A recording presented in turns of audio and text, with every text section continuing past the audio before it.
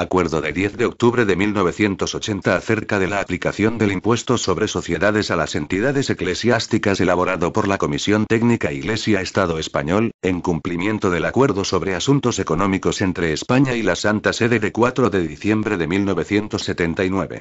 Acuerdo acerca de la aplicación del impuesto sobre sociedades a las entidades eclesiásticas, elaborado por la Comisión Técnica Iglesia-Estado Español, en cumplimiento del Acuerdo sobre Asuntos Económicos entre España y la Santa Sede de 4 de diciembre de 1979. Con anterioridad al 1 de enero de 1979, la Iglesia Católica y sus entidades no estaban sujetas al impuesto sobre sociedades, ya que las normas reguladoras del mismo no las configuraban como sujetos pasivos.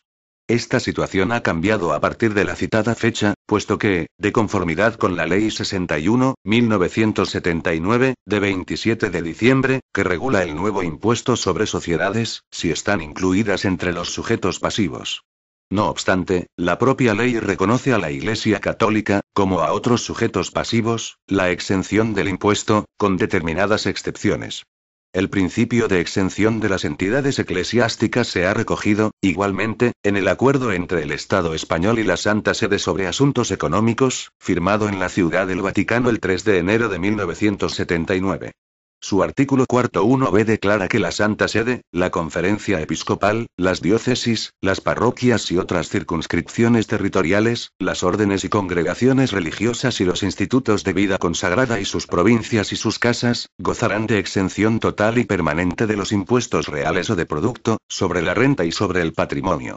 Sin duda, esta relación comprende el impuesto sobre sociedades. El mismo artículo añade que esta exención no alcanzará a los rendimientos que pudieran obtener por el ejercicio de explotaciones económicas, ni a los derivados de su patrimonio, cuando su uso se halle cedido, ni a las ganancias de capital, ni tampoco a los rendimientos sometidos a retención en la fuente por impuesto sobre la renta. Las especiales características de las instituciones y entidades eclesiásticas, tanto por los fines que persiguen, como por su organización y régimen jurídico, dan lugar a que la aplicación a las mismas de las normas del impuesto sobre sociedades plantee diversos problemas. Entre estos problemas se encuentran los de concreción del sujeto pasivo, determinación de los beneficios de las explotaciones económicas en las que colaboran religiosos sujetos al voto de pobreza, afectación de elementos patrimoniales a dichas explotaciones y régimen contable que ha de aplicarse. También deben considerarse los problemas relativos a los religiosos que trabajan para las órdenes y comunidades y a las cantidades que perciban, para su sustentación, los sacerdotes con cura de almas, problemas que han de resolverse atendiendo a la verdadera naturaleza de estas actividades y a las especiales circunstancias que concurren en ellas. Teniendo en cuenta que el artículo 6 del Acuerdo sobre Asuntos Económicos entre la Santa Sede y el Estado español prevé que las dudas o dificultades que surjan en la interpretación o aplicación de sus cláusulas, se resolverán conjuntamente, inspirándose, para ello, en los principios que lo informan, ambas partes convienen las siguientes normas interpretativas, dirigidas, principalmente, a aclarar la forma en que se aplicará a las entidades eclesiásticas la normativa del impuesto sobre sociedades. Manifiestan asimismo su voluntad de proceder de forma inmediata a la suscripción de los acuerdos necesarios para la aplicación, en los términos del Acuerdo para Asuntos Económicos, de los demás tributos estatales o locales. En su virtud, para dar cumplimiento a lo establecido en el artículo cuarto 1b del Acuerdo sobre Asuntos Económicos entre la Santa Sede y el Estado español, y para desarrollar las relaciones de cooperación con la Iglesia Católica que prevé el artículo 16.3 de la Constitución española, ambas partes acuerdan. Primera. Sujetos pasivos. 1. Son sujetos pasivos del impuesto sobre sociedades aquellas entidades eclesiásticas que tengan personalidad jurídica civil. No obstante, el Ministerio de Hacienda, a petición de las entidades eclesiásticas afectadas, reconocerá como sujetos pasivos a entidades con un ámbito más amplio. Atendiendo a razones prácticas y de mutua conveniencia para la Iglesia y para el Estado, el Ministerio de Hacienda aconseja como nivel más idóneo para configurar el sujeto pasivo de las entidades eclesiásticas, el de diócesis o provincia religiosa que comprenda todas las actividades y rendimientos de las personas morales inferiores que de ellas dependan. Las transferencias y cesiones de bienes que se produzcan entre las entidades integradas en un mismo sujeto pasivo no darán lugar a tributación por ningún impuesto. 2. Ejercida la opción a que se refiere el número anterior, tal decisión deberá mantenerse inalterada durante un período de 5 años. Segunda. Aplicación territorial. Dado el carácter universal de la Iglesia Católica y la radicación de las casas centrales de muchas comunidades religiosas en el extranjero, las entidades eclesiásticas solo quedarán sometidas al impuesto sobre sociedades por los rendimientos e incrementos de patrimonio que obtengan en territorio español. Tercera. Aplicación temporal. Las entidades a que se refiere el número 1 del artículo 4 del Acuerdo sobre Asuntos Económicos con la Santa Sede de 3 de enero de 1979 están sujetas al impuesto sobre sociedades por los ejercicios que se inicien a partir del 1 de enero de 1979. Cuarta. Exención de los impuestos sobre la renta. 1. Las entidades comprendidas en el artículo 4.1 del Acuerdo sobre Asuntos Económicos gozarán, de conformidad con el artículo if.b del mismo, de exención total y permanente de los impuestos sobre la renta, y, por tanto, del impuesto sobre sociedades. 2. No obstante lo anterior, dicha exención no alcanza a los rendimientos que obtengan por el ejercicio de explotaciones económicas. b. Los rendimientos derivados de la cesión de su patrimonio. c. Los rendimientos sometidos a retención en la fuente de los impuestos sobre la renta. d. Los incrementos de patrimonio derivados de la enajenación de sus elementos patrimoniales. 3. De conformidad con la disposición transitoria tercera de la Ley 61/1978, de 27 de diciembre, las actividades de enseñanza gozarán de exención durante un plazo de 5 años, contados a partir de la entrada en vigor de dicha ley, sin perjuicio de los derechos adquiridos.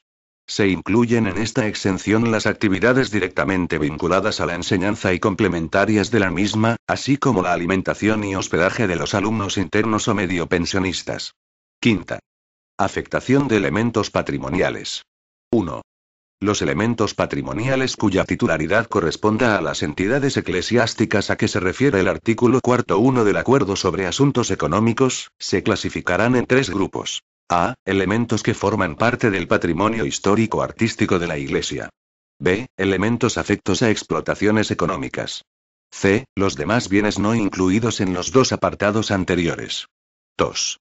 A los efectos de la inclusión en el apartado 1b, anterior de los elementos patrimoniales, se aplicará, en cuanto corresponda, lo dispuesto en el artículo 12 del Real Decreto 2615/1979, de 2 de noviembre. 3. Los elementos patrimoniales se incluirán en libros inventarios distintos. 4. Lo dispuesto en la Orden de 4 de junio de 1975, será aplicable a la amortización de los bienes comprendidos en el apartado B, del número 1 anterior. Sexta. Valoración de elementos patrimoniales. 1.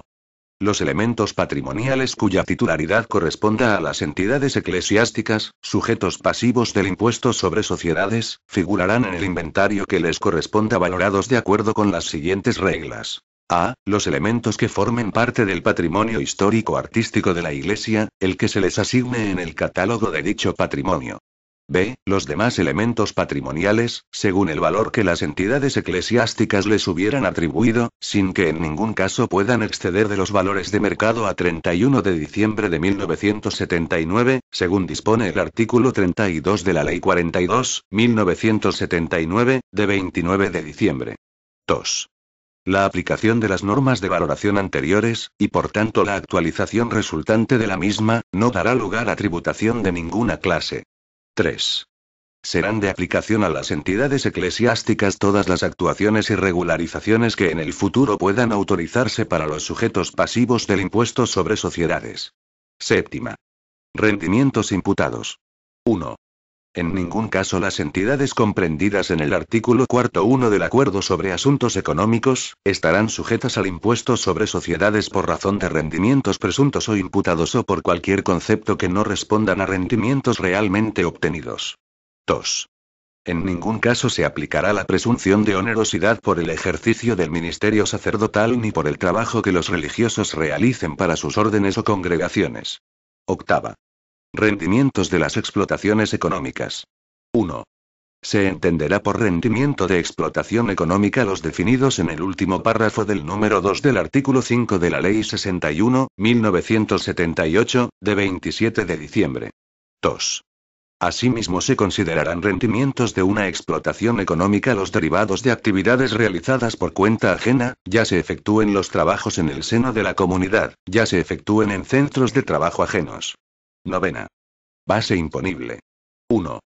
La base imponible se determinará por la suma algebraica de los rendimientos y de los incrementos y disminuciones de patrimonio. A estos efectos se computarán los incrementos y disminuciones de patrimonio derivados de la enajenación de elementos patrimoniales sitos en territorio español cuya titularidad corresponda a la entidad eclesiástica, cualquiera que sea el inventario de los que se refiere la norma quinta, en que se hallen incluidos. 2. A los solos efectos de la determinación de la base imponible de las actividades económicas realizadas por entidades eclesiásticas, se computará como gasto deducible una cantidad igual al resultado de multiplicar la cuantía del salario adecuado a la actividad y horario realizado, por el número de miembros de la comunidad que colaboren en el desarrollo de la explotación económica. 3. El ajuste a que se refiere el número anterior se practicará extracontablemente, en la declaración correspondiente del impuesto sobre sociedades. 4. El importe de los incrementos o disminuciones de patrimonio se determinará por la diferencia entre los valores de adquisición y enajenación de los elementos patrimoniales. A estos efectos el valor de adquisición será el establecido de acuerdo con lo dispuesto en la norma sexta. 10ª. Declaraciones. 1. Las entidades eclesiásticas sujetas al impuesto sobre sociedades están obligadas a presentar declaración en la misma forma que los demás sujetos pasivos del impuesto. 2. No obstante, quedan exceptuadas de esta obligación las entidades eclesiásticas que estén totalmente exentas del impuesto. 3.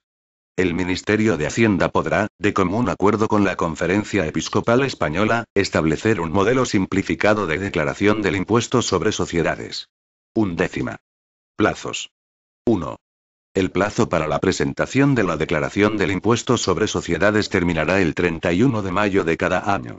No obstante, si el ejercicio económico elegido por la entidad eclesiástica no se ajustase al año natural, dicho plazo concluirá 5 meses después del cierre de dicho ejercicio. 2. El plazo para presentar la declaración correspondiente al año 1979, se cerrará, excepcionalmente, el día 31 de diciembre de 1980. 3. No obstante lo anterior, previa petición debidamente justificada de la entidad eclesiástica, sujeto pasivo, el delegado de Hacienda podrá prorrogar el plazo a que se refiere el número anterior hasta 4 meses más. 4. El plazo a que se refiere el número 2 anterior será asimismo de aplicación al impuesto sobre la renta de las personas físicas de los sacerdotes y religiosos. 5.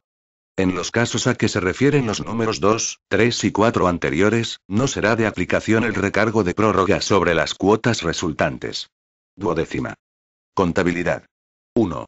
Las entidades eclesiásticas sujetos pasivos del impuesto sobre sociedades deberán llevar contabilidad, que recogerá debidamente clasificados los ingresos íntegros de las distintas fuentes de rendimientos y de los gastos necesarios para su obtención, incluidos los de administración. 2. Las entidades eclesiásticas podrán establecer libremente los planes contables que consideren más adecuados a sus necesidades, atendiendo a los criterios de claridad y de simplicidad. No obstante, el Ministerio de Hacienda podrá, de común acuerdo con la Conferencia Episcopal Española, establecer planes contables de aplicación general para las mismas. 13ª. Índice de entidades. 1. Las entidades eclesiásticas que sean sujetos pasivos del impuesto sobre sociedades se inscribirán en el índice de entidades de la Delegación de Hacienda de su domicilio fiscal. 2. Los documentos que deberán presentarse, con el parte de alta correspondiente, son los siguientes. A. Certificación del ordinario del lugar o del Ministerio de Justicia que acredite la personalidad jurídica de la entidad eclesiástica de erección canónica, que deba asumir la condición de sujeto pasivo. B. Certificación del secretario de la Conferencia Episcopal, de la diócesis o del secretario provincial o general si de religiones se tratara, que acredite la personalidad de quien ostente la representación de dichas entidades, así como de su capacidad para obrar en nombre de las mismas. 3. El parte de alta se presentará en el plazo de 1 mes, contado a partir de la inscripción en el preceptivo registro del Ministerio de Justicia. 4. No obstante, las entidades eclesiásticas que hubiesen adquirido la cualidad de sujeto pasivo del impuesto sobre sociedades a partir del día 1 de enero de 1979, presentarán el parte de alta en el índice de entidades al mismo tiempo que la declaración correspondiente al año 1979. 14ª. Retenciones. 1. La cantidad a que se refiere el número 2 de la norma novena y cualquier otra que tuviese asignación personal en cuentas, es decir, si figurase como abonada individual y nominalmente a las personas que colaboren en el proceso productivo, estarán sujetas al impuesto sobre la renta de las personas físicas. 2. Los miembros de los entes eclesiásticos están sujetos al impuesto sobre la renta de las personas físicas por todas las cantidades que perciban a título personal de los referidos entes, y de las que detraigan con autorización de los mismos, cualesquiera que sean las fuentes de que procedan los ingresos. 3. El régimen de retenciones de las cantidades a que se refieren los números anteriores será el siguiente. A. Las que tuviesen asignación personal en cuenta, el régimen general de retenciones. B. Las cantidades percibidas por razón en el ejercicio del ministerio sacerdotal, el régimen de fraccionamiento de pago. C. Las cantidades a que se refiere el número 2 de la norma novena no estarán sometidas a retención. Madrid, 10 de octubre de 1980. Por la Nunciatura Apostólica, Bernardo Herráez Rubio. Por el Estado español, Ernesto La Orden Miracle. El presente acuerdo entró en vigor el 10 de octubre de 1980. Lo que se hace público para conocimiento general. Madrid, 24 de abril de 1981. El secretario general técnico, José Cuenca Anaya. Este documento es de carácter informativo y no tiene valor jurídico.